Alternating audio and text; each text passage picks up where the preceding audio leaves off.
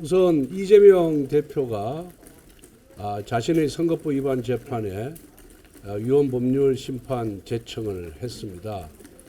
이건 도저히 묵과할 수 없는 태도다 보고 있습니다. 민주당은 가짜 뉴스를 단속하겠다며 민주파출소라는 것을 운영하고 있습니다. 그런데 이재명 대표의 범죄 혐의가 허위사실을 유포했다는 것, 즉 가짜 뉴스를 만들어냈다는 것입니다. 민주당은 가짜 뉴스를 처벌하겠다고 하면서 이재명 대표는 가짜 뉴스에 대해서 면책하자고 주장하고 있습니다. 당과 당 대표의 태도가 이렇게 이중적입니다. 그리고 이재명 대표는 여러분들 아시다시피 국회에서는 39번에 걸친 무한 탄핵을 하면서 자신의 재판에서는 무한 지연을 시키고 있습니다. 이재명 대표에게 경고합니다. 기본사회, 기본소득 챙기지 말고 기본도덕부터 갖추길 바랍니다. 질문 받겠습니다. 대표님, 오늘 이재명 대표가 아침회의 모두 발언에서 여당이 발목을 잡는 산당이다 이러면서 추경 망설일지 아니라고 지금 추진하다고 촉구했거든요. 이에 대해서 저희랑 입장은 어떤지? 여러 번 밝힌 바와 같이 정부에서 상반기까지 금년도 예산안의 75%를 조기 집행하겠다고 했습니다. 그래서 지금 추경안을 만든다 하더라도 집행이 바로 되는 것이 아닙니다. 그래서 충분히 75%를 집행을 하면은 어느 정도 경기 부양이 됩니다. 그래서 우리 당의 기본 원칙은 한 1, 4분기를 지난 후에 추경의 필요성을 검토해서 하겠다는 그런 방침이거든요. 그럼에도 불구하고 이재명 대표가 실용주의를 표방하면서 자기가 생활지원금 주장을 안 할 테니까 추경을 하자라고 얘기하고 여러 가지 조건을 제시하고 있어서 저는 진정성이 있다 그런다면은 여야정 협의체에서 그 추경뿐만 아니라 지금 시급히 처리해야 될 반도체 특별법, 에너지 3법 등 이런 법률안과 같이 논의하자라고 제안을 했기 때문에 여야정 협의체에 참여해서 모든 문제를 열어놓고 대화를 나누면 될 것 같습니다.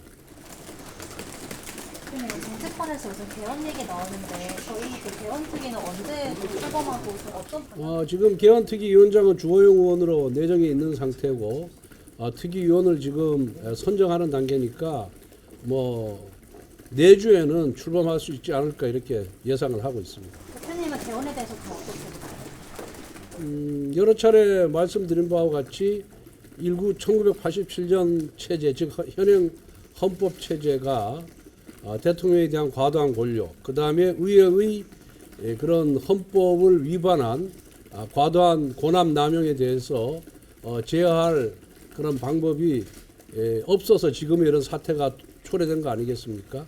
그리고 7명인가 8명이 대통령이 배출됐는데 성공한 대통령이 없다라고 할 정도로 저는 현행 헌법 체제에 문제가 많다고 생각하고 있기 때문에 그런 헌법 개정 특위를 열어서 국민들의 의견을 받들어서 대통령의 권한도 좀 제한하고 그 다음에 어떤 체제를 택하느냐는 나중에 결론을 내리겠지만은 행정 권력과 입법 권력이 서로 견제와 균형을 할 수 있는 그런 제도적 장치가 필요하다라는 생각을 갖고 있고 또 지금 지방 소멸의 시대로 가고 있는데 그러다 보니까 수도권의 주장만 주로 정책에 많이 반영이 되고 비수도권은 반영이 안 되는 그러한 문제점이 발생하고 있기 때문에 우리나라도 상하원 양원제를 도입해서 인구수로만 모든 것을 결정하는 것이 아니라 지역 대표성을 가진 의원들이 전체를 보면서 균형 잡힌 시각에서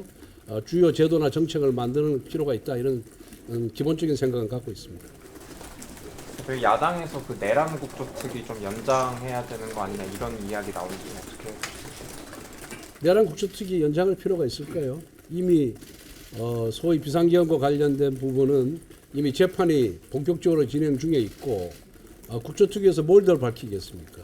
특검에서도 밝힐 게 없는데 국조특위에서 더 이상 밝힐 것이 없고 재탕, 삼탕하고 있는 것이 국조특위의 현실 아니겠습니까?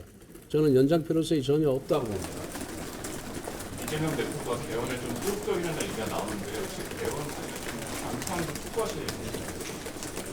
일단 개헌특위가 만들어져서 우선 당 자체의 개헌안을 만들어야 될 것이고, 그리고 우원식 국회의장에게도 국회 차원의 개헌 자문위원회는 만들어져 있습니다. 민간인 중심의 개헌 자문위원회는 만들어졌는데, 우원식 의장에게도 국회 개헌특위를 발족해서 개헌을 본격적으로 논의하자라고 여러 차례 요청했음에도 불구하고 우원식 의장도 개헌의 필요성을 느끼지만은 아마 민주당 이재명 대표의 눈치를 보는지 거기에 대해서 지금 걱정으로 나서지 않고 있습니다.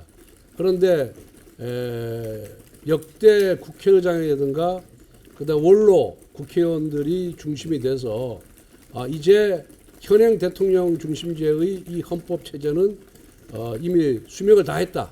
그래서 새로운 체제를 만들어야 되겠다고 하면서 개헌론에 불을 지피고 있기 때문에 여론만 뒷받침이 된다면은 이재명 대표도 이 개헌을 받을 수밖에 없을 것이다, 이렇게 저는 보고 있습니다.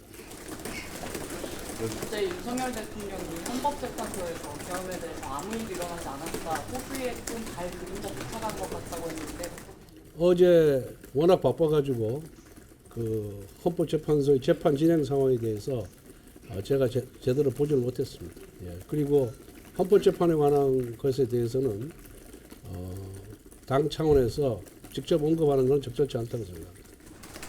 여기까지 하겠습니다. 야당에서 명태균 교통법 추진한다는 보도가 나왔는데 당 입장 어떻게 될까요? 뭐 야당은 정부 여당에 흠집 낼 수 있는 거는 뭐든지 특검 국정조사를 하는 그런 집단이기 때문에 그런 논의 자체가 놀랍지는 않습니다만은 명태균 관련 사건은 이미 검찰에서 수사를 다 했고 언론에서 보도할 만큼 다 보도를 해서 요즘 아무도 관심 없는 거 아니겠습니까? 뭐 추진하려면 추진해보라 그러시죠. 예. 오늘 여론조사 보니까 대통령 그 탄핵 기능이랑 기각이 5차 범위 내에 접전이더라고요. 그리고 인용 응답이 지난주보다 조금 더 하락하고 있는데 이런 여론에 대해서는 혹시 어떻게? 글쎄, 여론이라는 것이 뭐 그때 따라서 또 여론조사 기관에 따라서 조금씩 차이가 있는 것 아니겠습니까? 그리고 그런 여론의 흐름만 저희들이 살필 뿐이지 구체적인 수치를 놓고 논평을 하거나 거기에 대해서 새로운 해석을 덧붙이는 거는 저희들은 그거를 하는 것은 전 적절하지 않다라고 보고 있습니다.